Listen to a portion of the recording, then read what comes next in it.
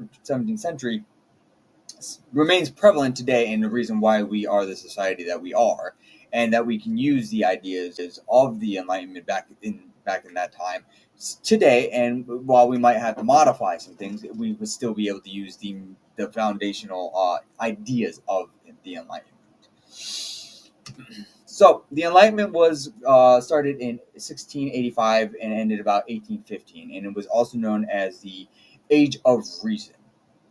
It was a period in European history that emphasized reason, science, and the belief that individual rights was more important than tradition and the blind followings that what initially happened between the church and state. During the Enlightenment, the traditional authority of monarchy was questioned, and a lot of philosophers believed that absolute power was not the way to go, and that there should be a division of power, as well as it inspired the American and French Revolution, which stemmed from the want to establish new forms of government against the traditional British rule, which is one person, one rule, no other power. It is what I say goes. So the five individuals that I'm going to cite throughout this PowerPoint are going to be John Locke, Voltaire, Jean-Jacques Rousseau, Immanuel Kant, and Thomas Paine. And while there are plenty of philosophers who have made an impact within the era and the time frame, these five kind of stood out to me as the biggest contributors to the movement. John Locke was a philosopher who advocated for natural rights. He believed that the government and its people were contracted, and while it was a government's job to, yes, create and defend and protect the law and order of its people and societies, it also was meant to maintain and protect the natural rights of its people. And that if the government did not work out for the benefit of the people, that the individuals were able to revolt and change the government. Voltaire was a philosopher who was more for freedom of speech and censorship, and believed in the natural rights, and wanted division, and strongly believed in the division of power within the government. And that was where the three branched government comes into play, is that Voltaire believed that by separating and giving equal power to different areas of the government, that it would create a checks and balances effect, where it's not one area of the government has more power than the other two. They hold the same power, just different responsibilities. Jean-Jacques Rousseau was a firm advocate of how important education was for personal development and in society, as well as the freedom to self-rule. So you should think for yourself and go off of experiences rather than what's being told. He also believed that with the government aspect, that the government is created by the people, for the people.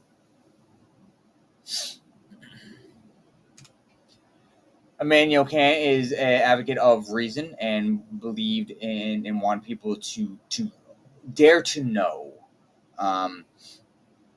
And he was he was a firm believer that people were born with natural rights, and those rights should be protected at all costs. And then Thomas Paine also believed and also was an advocate of natural rights and had a political philosophy, as well as dabbled in the idea of separation of, and the power of religion and church. So the 5 areas that I'm going to cover within this PowerPoint that I think affected the Enlightenment and that were most useful to the argument of the Enlightenment will be freedom, rights, liberty, reason, and government. So freedom, in this aspect, Enlightenment philosophers believed that liberty was a natural human right, and that reason and scientific knowledge were responsible for the human progress, more so than the traditional thought of state and church. Voltaire, who was a philosopher who believed in freedom, had his was censored by the government, and was exiled, and his books were burned, which is why he was such a huge believer that and how important liberty of freedom of speech was for the people of society. In his book Candide, he states that he has a quote where one of his characters is asked if he would prefer to be flogged 36 times through the regiment or receive 12 bullets into the brain, which means take a punishment of pain or death. And this portrays an individual's denial of freedom, which is repeatedly shown with the throughout the book of whether when people are forced into joining armies and slavery, as well as religious prosecution and censorship. Immanuel Kant argues that the freedom of reason is essential, and people should have. And he quotes in his book of What is Enlightenment: have the courage to use your own understanding. This goes against the traditional ways of thinking of letting the church and letting the state think for you. It is very dangerous to just blindly follow and blindly have faith in something that you hear, rather than you should be going into a situation or going through life with going through your experiences and what you've experienced and what you've personally learned throughout life. Don't let someone tell you something when you've experienced something else. And then Peter Gray is a secondary source that I found that supports the importance of freedom and how freedom has and how the philosophers of the time really stood out. And in his book of The Science of Freedom, he states, freedom was the central philosophical value of the Enlightenment, which explains and defends that the Enlightenment thinkers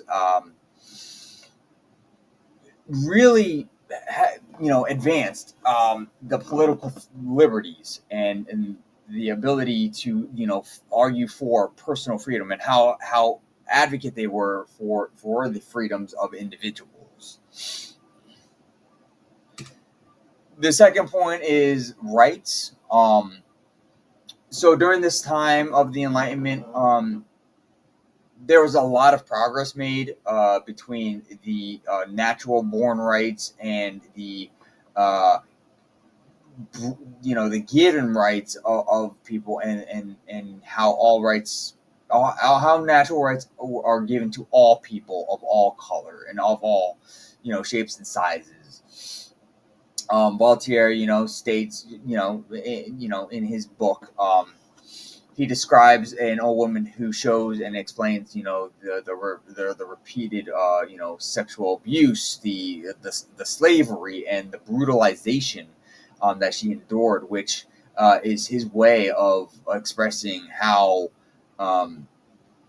society, and how unjust the the system was against human dignity.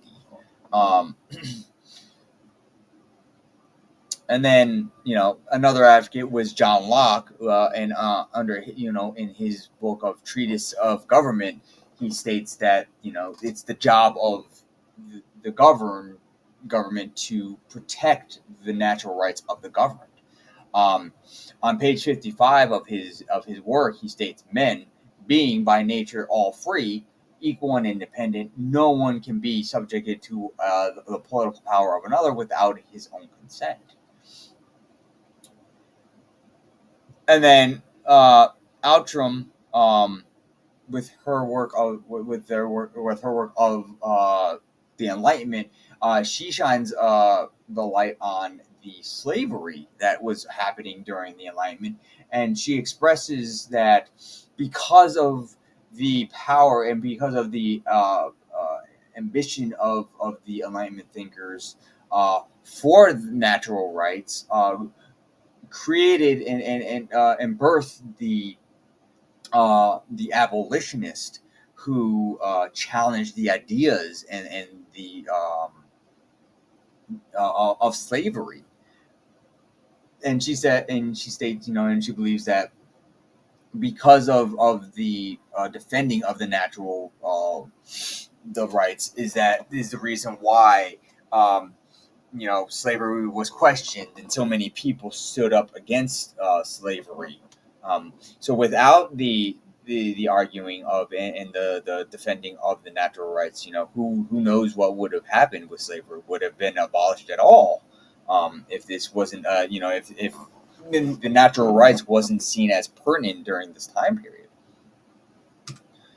The third aspect is going to be liberty, and this basically, and the Enlightenment thinkers believed that liberty was a natural born right, and that it was responsible, along with reason and scientific knowledge. It was responsible for the human progress throughout life. Jean-Jacques Rousseau, who wrote The Social Contract, believed that there was a balance, right? And it was more of, we aren't allowed to do whatever we want, but we should be able to freely express ourselves as long as we are in the lines and the bounds of the law. He believed that the government and its people were under a quote-unquote contract where maintain law by the government, and the people were supposed to uphold the law and understand the law and follow the law. And at the same time, the government is supposed to protect the rights of its governed. When it comes to reason, this has to do with reason became a huge aspect and a huge point in the Enlightenment time frame, because it had to do with so many different aspects. It was said that human reasoning could, believe that human reasoning could discover truths around the world. It could discover truths about religion and politics, and most importantly, it could be used to improve the lives of humans. Right? If you use reason, it can help benefit an individual.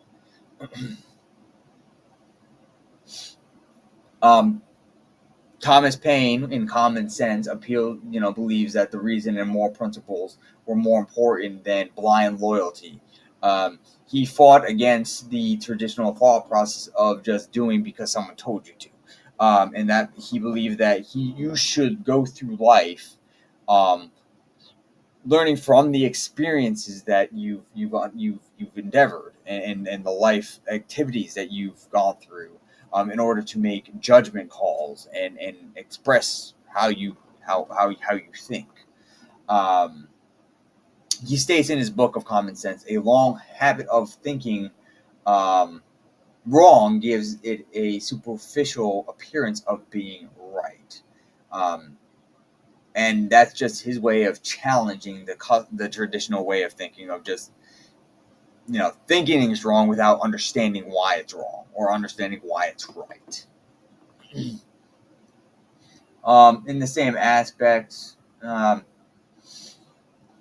Peter Gay, who wrote the Enlightenment interpretation, shows how Enlightenment thinkers advanced these aspects of liberty, the legal system, and advocated for the personal freedom. And stating that this was a central part and philosophical value of the Enlightenment. And then last but not least, government. And I think government is one of the biggest impacts of the Enlightenment, and the change of government is one of the biggest takeaways of the Enlightenment. Not to take away from all the other points that I had mentioned, but I think the government is one of the biggest aspects.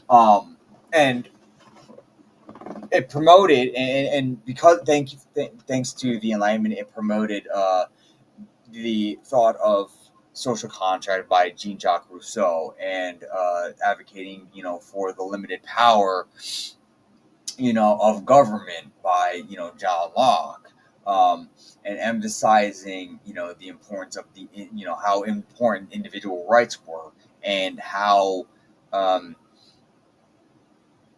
the people had the ability and should have the ability to control the government as much as the government is able to maintain order. The people have the power to control the government and who they're governed by.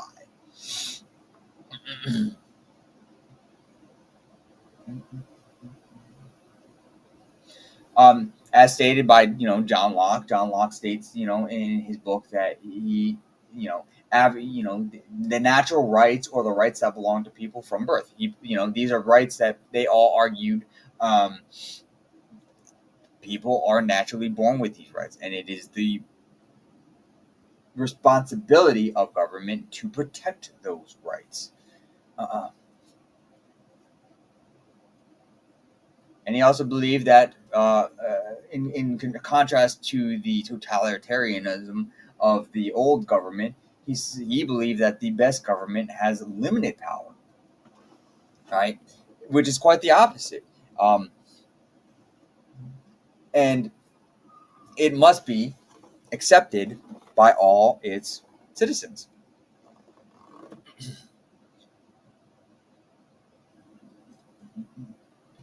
So, all in all, is the Age of Enlightenment still prevalent in modern day? And my answer is yes. And I believe that yes, it is still important and prevalent in today's society. And I think that our way of living and our stem of living is still, because of the foundation and under the foundation of the 17th century ideas of the Enlightenment, with the power of government and the checks and balances and the separation of church and state, and the responsibility for government to protect the quote unquote the natural born rights of its governed people.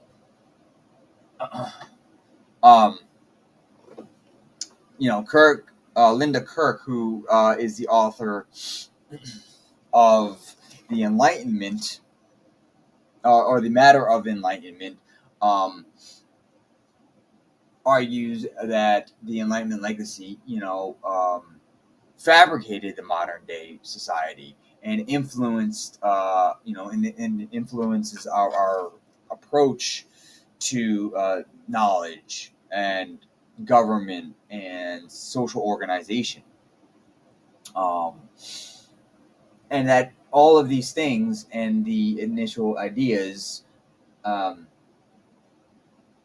shaped today's society.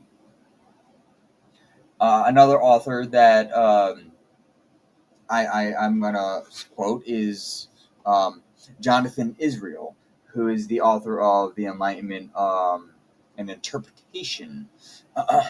And he believes that the radical aspect of the Enlightenment laid a foundation for the democratic societies that we use today and that are used today, and that the emphasis on individual rights, equality, and the separation of church and state um, revolutionized how we go about and how we live and how we govern ourselves.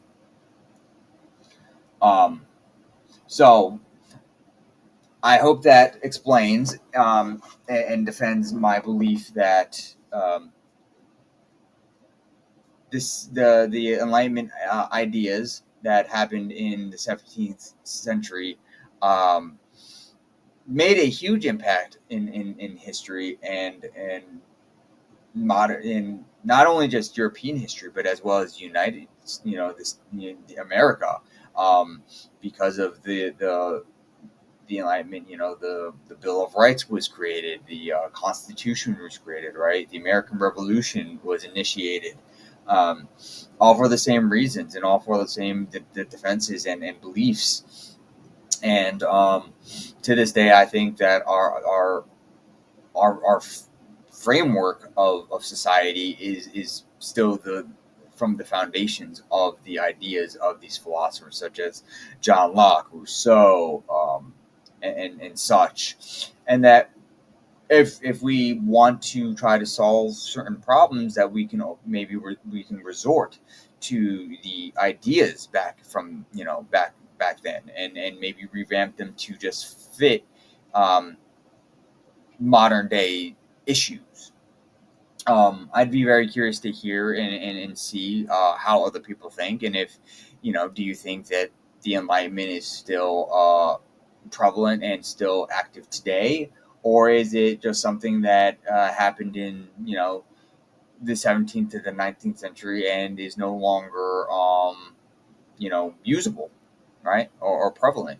Um, so I'd be very interested to hear. But I definitely, based on my research and hope that I've conducted, I do believe that the Enlightenment is still with us, and it's still the foundation, and we build to this day off of the original ideas of the Enlightenment and the philosophers who fought so strongly for these beliefs. So thank you, and I hope you enjoyed my presentation.